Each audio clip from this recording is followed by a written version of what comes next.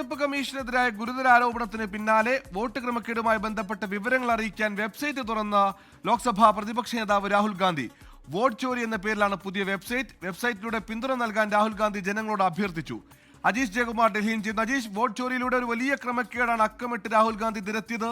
ഇതിനൊരു പൊതു സ്വഭാവം കൈവരിക്കാൻ, കൂടുതൽ പേർക്ക് ഇതിൽ പങ്കാളികളാവാൻ, കൂടുതൽ വിവരങ്ങൾ അറിയിക്കാൻ വെബ്സൈറ്റുമായി രംഗത്തെത്തുന്നു. രാഹുൽ ഗാന്ധി വിടാതെ പിടിക്കുകയാണ് തെരഞ്ഞെടുപ്പ് കമ്മീഷനെയും BJPയെയും. വിവരങ്ങൾ സുഹേൽ, അങ്ങനെ തന്നെയാണ് ഈ സംഭവം. അത് രാഹുൽ ഗാന്ധി വിടാൻ തയ്യാറാകുന്നില്ല. അദ്ദേഹം തെരഞ്ഞെടുപ്പ് ഫലം BJPക്ക് അനുകൂലമാകാൻ ഈ തെരഞ്ഞെടുപ്പ് കമ്മീഷൻ തന്നെ വോട്ടുകൊള്ള നടത്തിയെന്ന ആരോപണം ഉന്നയിച്ചതിന് പിന്നാലെയാണ് ഇത്തരത്തിലൊരു വെബ്സൈറ്റ് കോൺഗ്രസ് തുറന്നിട്ടുള്ളത്. വെബ്സൈറ്റിന് ലിങ്കാണ് അദ്ദേഹം എക്സ്പോസ്റ്റിലൂടെ പങ്കുവച്ചിട്ടുള്ളത്.